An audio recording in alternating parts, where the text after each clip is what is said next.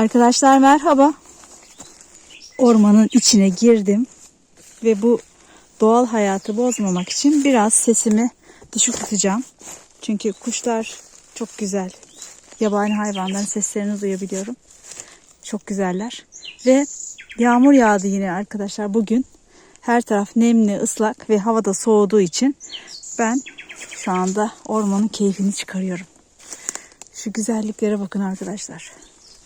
Bir taraftan da içimde bir tedirginlik de var. Niye gidiyorsunuz diyebilirsiniz ama gerçekten çok güzel ormanın içi. Bizim arazimiz, bakın şöyle göstermeye çalışayım. Şöyle yukarıda o engerek tarlası dediğim yerde. Burası kaç metre bilmiyorum ama 2 katlı bir bina kadar aşağıdayım. Şimdi burada gördüğüm otları size göstereyim. Aynı zamanda kaz ayağı otunun çiçeklerini göstereceğim arkadaşlar. Gerçekten çok güzeller. Daha önceki videolarımda size göstereceğimi söylemiştim. Kaz ayağı otu nasıl büyür. Şimdi yapraklarını tanıyorsunuz zaten videolarımdan. Ama bu yılda bununla ilgili video çekemedim. Çünkü yağmurlar geç geldiği için bu videoyu size çekemedim. Ve kaz ayağı toplayıp da yiyemedim. En son yediğimde kaz ayağı ile ilgili bir börek yapmıştım. Onun dışında bir daha kaz ayağı otuyla ilgili herhangi bir şey yapmadım. Bakın ne kadar büyümüş. Şöyle göstereyim size. Bakın ne kadar keyifli. Burası zaten dere yatağı. Eskiden de öyleymiş.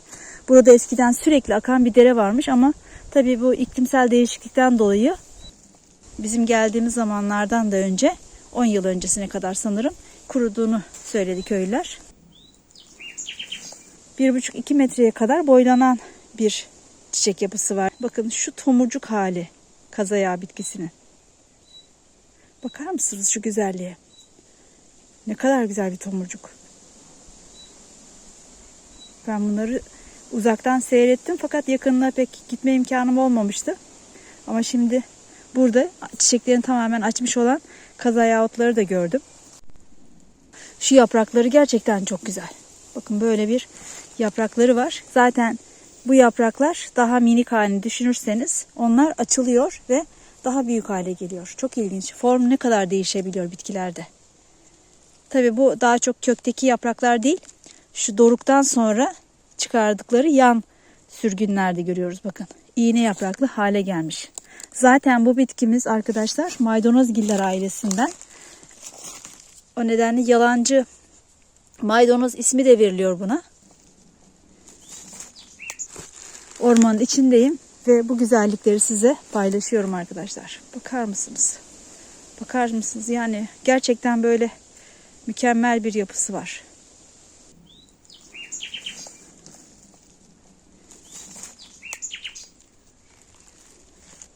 Şahane. Şahane.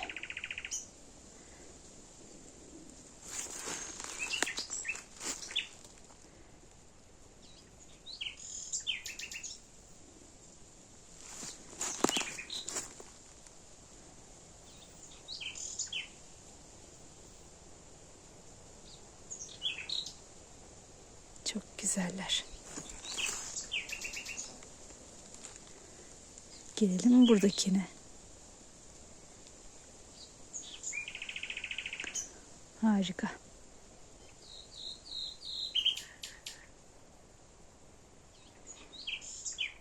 Tabii arkadaşlar bunlar biraz daha büyüyecekler. Böyle tabla şeklinde olacak ve elimi kaplayacak. Şu anda daha yeni başladılar zaten çiçek açmaya. 2 gün sıcaktı. Sonra 3-4 günde soğuk yaşadık. O işte sıcaklarla birlikte yaz geldi zannederek kaz ayağı otları çiçeğe döndüler. Fakat şu anda biraz temkinli davranıyorlar. Bitkiler çok zeki. Canlılar çok zeki. Biz zannediyoruz ki yalnızca insanlar zeki. Aslında bizimle yarışacak kadar zekaları ve tecrübeleri var. Burada bunun dışında arkadaşlar şu gördükleriniz zaten sizinle daha önce böyle bir video paylaşmıştım size. Sarmaşık otu arkadaşlar. Ve sarmaşık otu da bu yağmurlarla çok güzel oldular. Bakın şu güzelliğe. Ben çok seviyorum öyle kalp gibi. Bakın şöyle.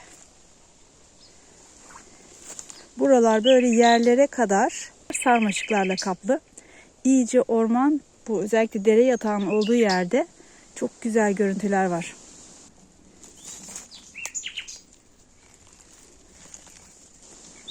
Ben yarım saat önce çıktım. Böyle görsel izledim. Bu sesleri dinledim. Ve dedim ki size de şöyle güzellikleri paylaşıp göndereyim. Ama gerçekten yani şu harika. Harika.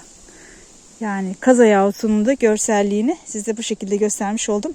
Eğer yine tam açmış halinde gösterebilirsem onu da size gösteririm.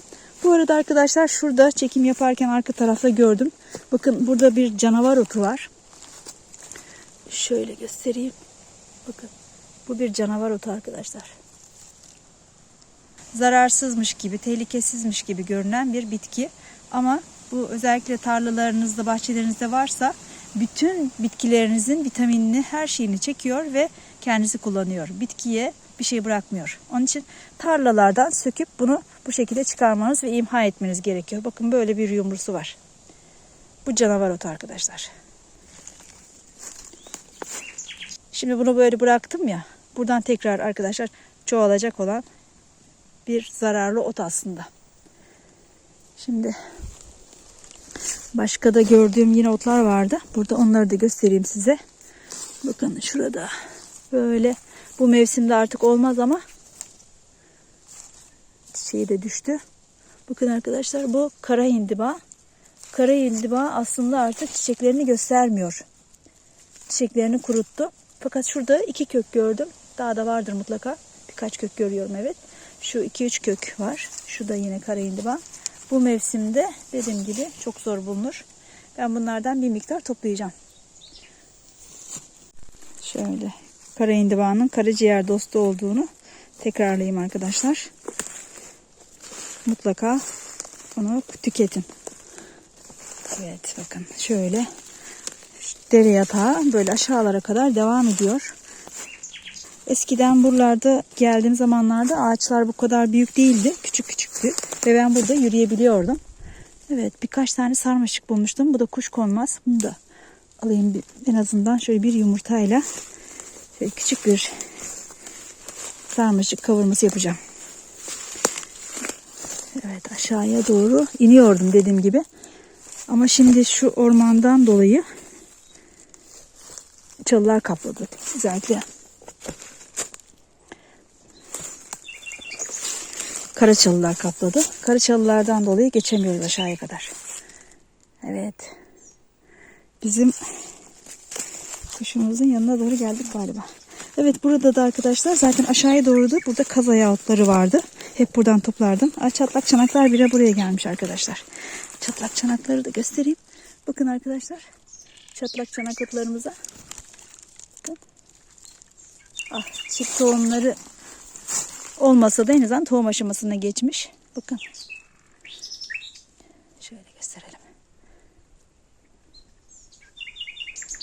Evet. Sanki bu kuşumuzun yuvası burada arkadaşlar. Benden de pek rahatsız olmadı. Sürekli beni gördüğü için büyük bir ihtimalle. Evet bakın bu kazayağı otu ne kadar büyümüş. Bir kök mü birkaç kök mü bilmiyorum ama yeri de böyle güzel. Rüzgar da almayan bir yer. Şimdi bizim evin olduğu yerler uçuyor rüzgardan arkadaşlar. Çok fırtına var. Ama ormanın içinde böyle. Bakın bakın nasıl büyümüş. Bakın çiçeklerini de biraz daha fazlalaştırmış. Hatta şöyle mora kaçmış. Bakın şöyle çiçekler böyle hafifçecik lila rengine doğru dönmüşler. Zamanla evet o şekilde renkleri değişiyor. Kazayağı otumuzu güzelce göstermiş oluyorum bu şekilde. Evet bakalım. Şuradaki tomurcuklar.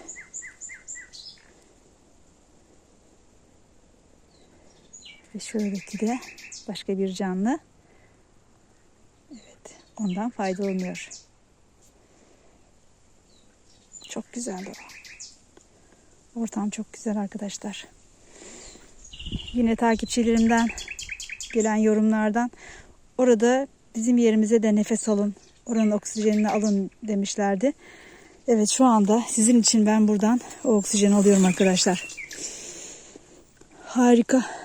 Pırıl pırıl bir hava. Pırıl pırıl. Sen de çok güzelsin.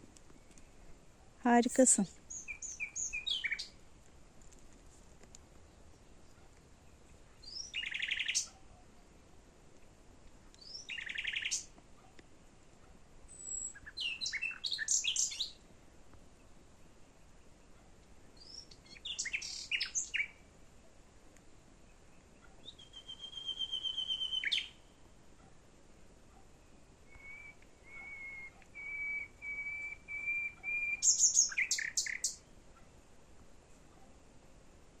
Evet, böyle güzellikler arkadaşlar.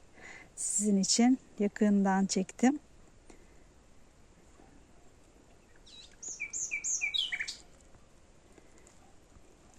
Şimdi başka bir güzellik var arkadaşlar burada.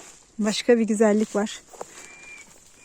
Ve şu yokuş var arkadaşlar. Bakın yağmurdan sonra güneş çıktı. Ve o güneş ışık hüzmelerini bu tarafa doğru yayıyor. Şimdi oraya doğru çıkabilirsem oradan da yine size gösteririm. Ama başka güzellik de şu arkadaşlar. Size kışın ne olduğunu sormuştum. Bu bitkiyi tanıyamıyorum demiştim. Sayenizde Sevengül Gürbüz'ün söylemesiyle bu bitkiyi artık tanıyorum. Bu bitki arkadaşlar keçi memesi otu. Keçi memesi otunun çiçekleri de böyle güzeldir.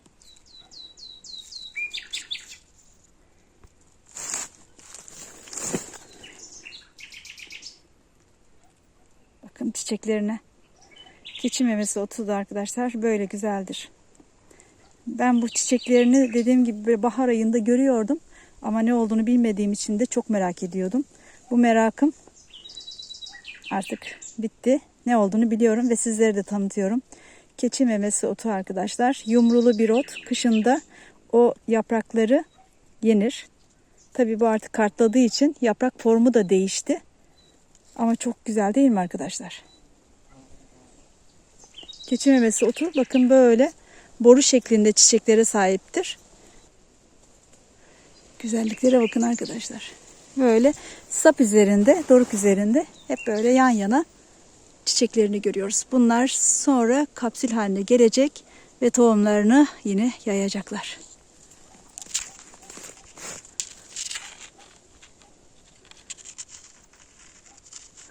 İşte bu güzellikleri ben burada görüyorum ve sizlere de gösteriyorum. Artık sizler de biliyorsunuz keçi memesi otunun çiçeklerini bu şekilde tanırsınız gördüğünüz zaman. Daha çok ormanlık alanlarda, böyle orman diplerinde, nemli alanlarda bulunan bir bitki. Tarlaların, yamaçların kıyılarında olabilir. Ama daha çok ormanı tercih eden bir bitki. Çok yıllık. Ve o yumrusu da kışın özellikle dediğim gibi yer elmasına çok benziyor. Ve harika bir tadı vardı. Evet, şimdi keçi memesinin çiçeklerini de gösterdik. Şöyle biraz yukarıya doğru çıkalım bakalım. Bizim tarlanın olduğu yerlere gidebilecek miyiz? Ama nasıl bir dik yokuş arkadaşlar. Bakın şöyle tutuna tutuna çıkıyorum bitkilerimize.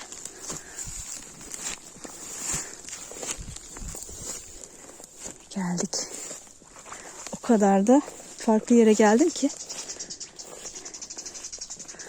Evet, bakın. Şimdi burası böyle girilecek gibi değil. Aa, çok güzel kuşkonmaz. Harika. Harika. Aa, çok güzel. Bakın arkadaşlar. Kuşkonmaz.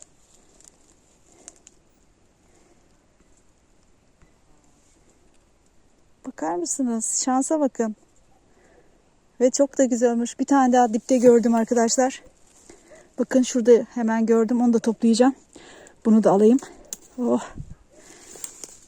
Çok güzel.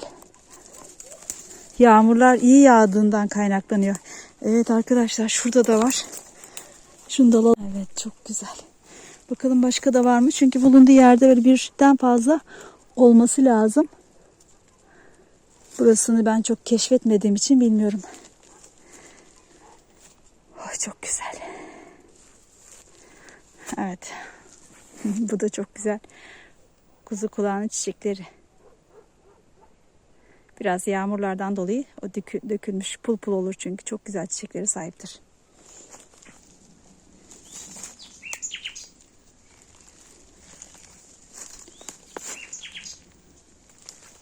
Bunlar da arkadaşlar kantaron bitkisi. Bakın yakında çiçeklerini açacaklar. Şöyle göstereyim hatta. Buralara kadar kantaronun tohumları da gelmiş. Nefis bence. Ama şuraya kadar geldim. Bunun devamında şurada çalılar olduğu için aşamayacağım arkadaşlar. Çünkü bayağı bir ağaçlar, dallar var. Aşağıdan ben yine geldiğim yerden geri döneyim. Bakın. Şöyle size göstereyim yine.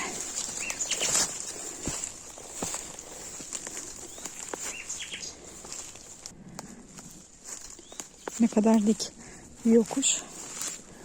Aşağıya doğru iniyorum.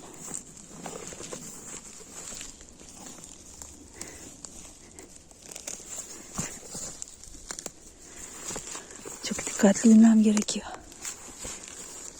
Evet. Burası dere yatağı. Şimdi tekrar geldiğim yerden geri döneyim.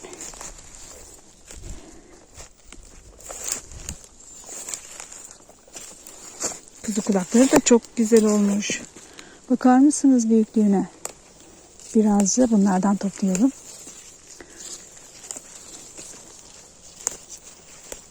Evet.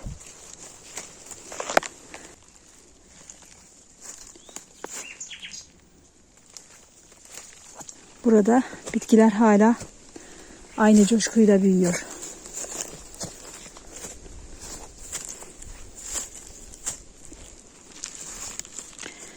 Şuralarda neler var? Burada da yine kuzu kulağı varmış.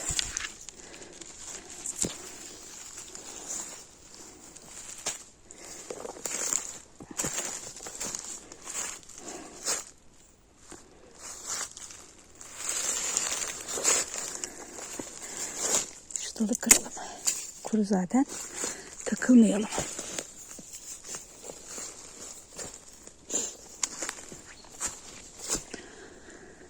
Şimdi karaçalılar olmasa daha rahat geçilecek ama karaçalılardan dolayı buralardan geçmek biraz zor.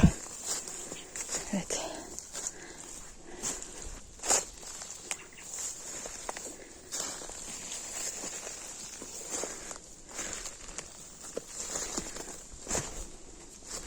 Şimdi yukarıya doğru çıkıyorum. Geri dönüyorum ama yine şuradan dönerken de şöyle yapraklarından kara hindiba toplayayım. Ne kadar zarifler. Tazecikler. Diğer taraflar artık çiçeklerini bile göremiyorum. O kadar sıcaklar oldu. Bir sıcak bir soğuk olunca arkadaşlar bitkiler de şaşırıyor.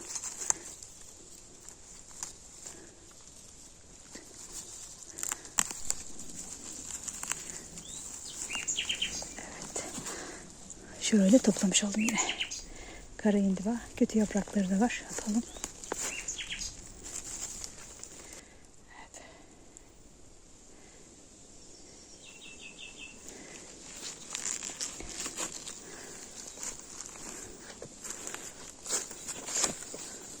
Şuradan eğilerek geçiyoruz. Evet. Nihayet.